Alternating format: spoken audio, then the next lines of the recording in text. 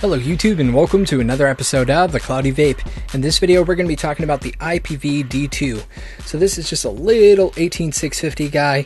It does come with a silicone wrap. I don't have that on right now, but I'll show you that in the up close.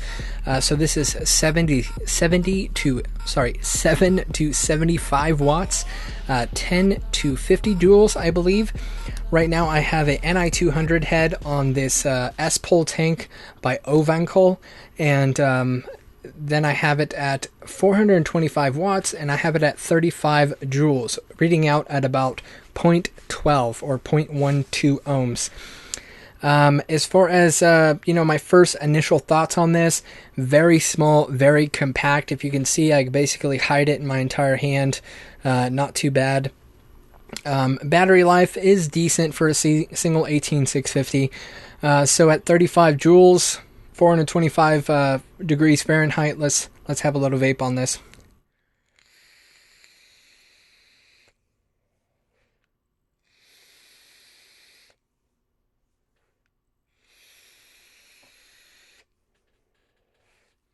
Not bad at all. Not bad at all.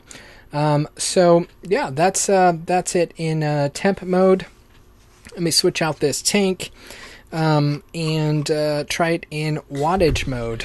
So here it is on the Soter tank. This is a pure ceramic wick with Canthal coils.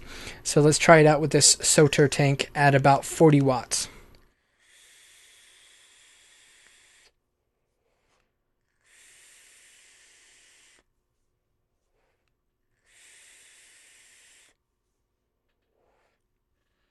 Beautiful, beautiful. It works really well. So without more yapping, let's dive down and talk about it. All right, so let's take a quick look at this IPV D2. So here is the box it comes in.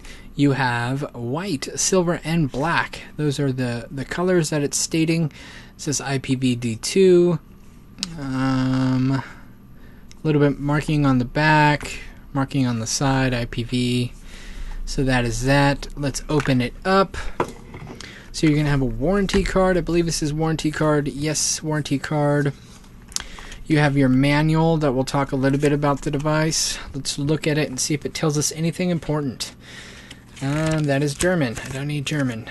Okay, it comes with the IPV D2 device, user manual, gift box, micro USB cable, and 70 to 75 watt output, 3.6 volts to 7 volts under power mode, and output joules is 10 to 50 joules.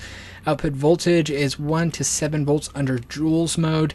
Input voltage is 3.2 to 4.5. Output current is 1 to 25 amps. Input current is 1.3 amps to 30 amps. Standard resistance 0.2 ohms. Joules resistance is 0.05 to 0.3. Temperature limit, as I said before, 100 degrees Celsius to 300 degrees Celsius. Fahrenheit, 200 degrees Fahrenheit to 572 degrees Fahrenheit. This is the Yeehy SX130H chip. So that is that. You have a visual operating system, low voltage protection, low resistance protection, high input warning, output short circuit protection, reverse battery protection, temperature overheat protection, and temp control at the Fahrenheit and Celsius that I mentioned. So that is that. That's interesting. So DC 5 volt charger to USB. I'm like blown away right now. When I first saw this, I literally thought it was just a standard USB, and then I looked at this, or micro USB, and then I looked at this and I was like, huh, weird. Why would they give you a cable? Because that's the first time I've seen a company actually give you a charger like that. But as I say in most of these, do not charge inside the mod if you have an external battery. Just take it out, charge it somewhere else. Charge it in a smart charger. And there's a little QC card. Throw that to the side. Let's just tear everything out of here. Is there anything else underneath here? No. There's nothing else underneath there. So it does come with a DC 5 volt charger for the bottom, if that is something that you would like and if you want to mess with, but I would recommend staying away from that. Pull the battery out and charge it in a smart charger. So as you see, it's very soft looking. This is an actual silicone case that comes off just like that. Okay, so pop that off.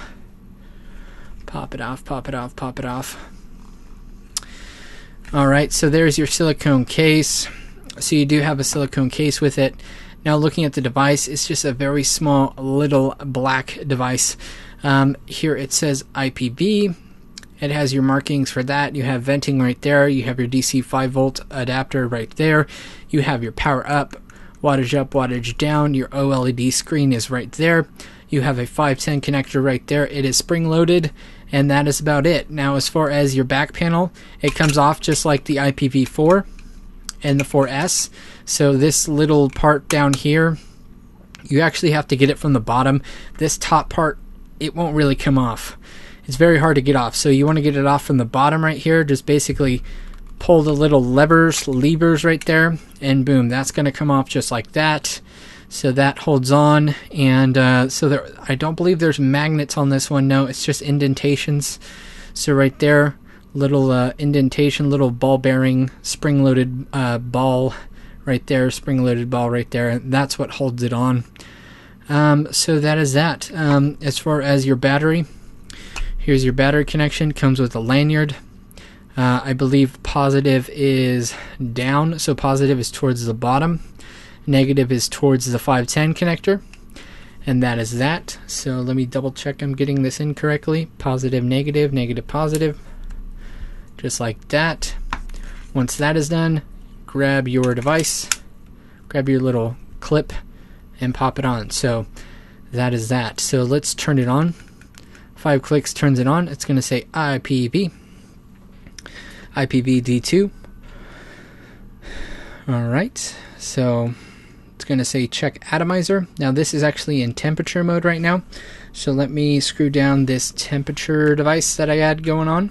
So now by pressing both up and down buttons after we have our NI200 wire on, both up and down buttons, it's going to read at 1.34. Just give it that.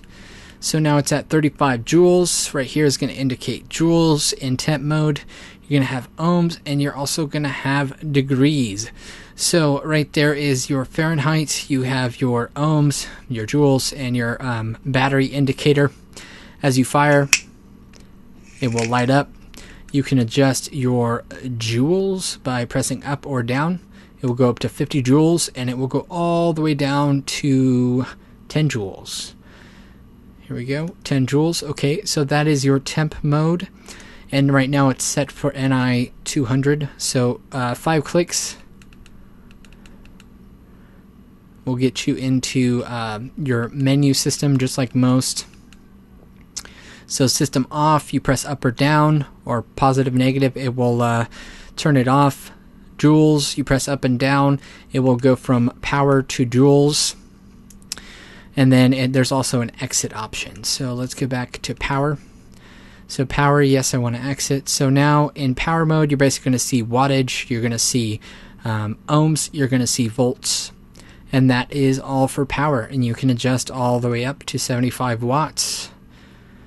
All the way up, 75 watts in 1.1 increments, all the way down to, I believe it's 7 or 5 or 7. Let's go down, 7.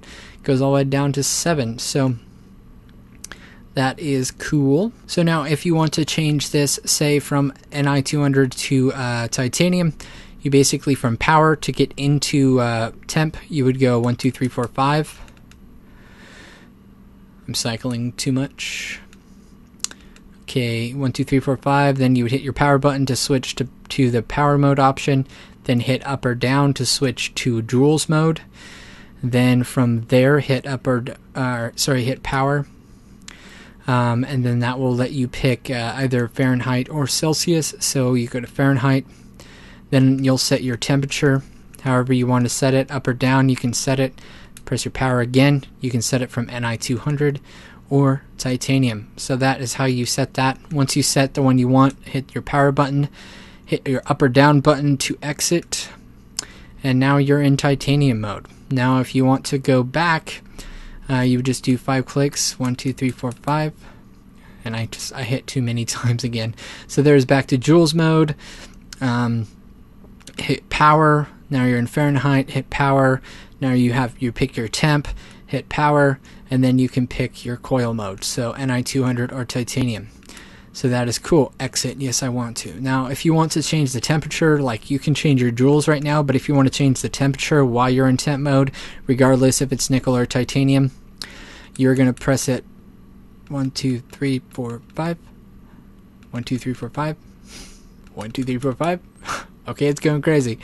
Basically, you would just go back into your menu, go back to the section where it says temp, you adjust your temp, hit power, you make sure that it's whatever coil you're running, hit power, hit up or down to exit, and then that would change your temperature, how to hot swap your temperature. Now, like I said before, the other feature is both up and down, power up, power down at the same time is going to set your resistance. So that is that. And yeah, that is about the quickest rundown I could do of the IPV D2. So let's go back up to FaceTime and talk about it just a little bit more. So bringing it all back and talking about the final thoughts of it, I would say definitely get it if you want something that is small, discreet, single 18650, and something that you can experiment with nickel and titanium on and doing temperature sensing. Me personally, I don't use nickel all the time, so temperature sensing devices are not something that I really am into. I'm not really into the temperature feature in most devices. I don't really use nickel very often. Every once in a while I'll use a tank with nickel in it just to test it, but prolonged use of nickel is not something I want to do or something I'm into. So excuse me, that's just something that I'm doing. So that is that. But if you want to know more about this device, definitely look in the description box below. Big shout out to vapevineonline.com for sending this out for review.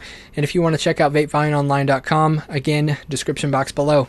That is all, and I'm going to wrap up this review. Thanks for watching this video. If you liked it, please like it. If you like my videos in general, please subscribe. And as always, stay classy and keep vaping.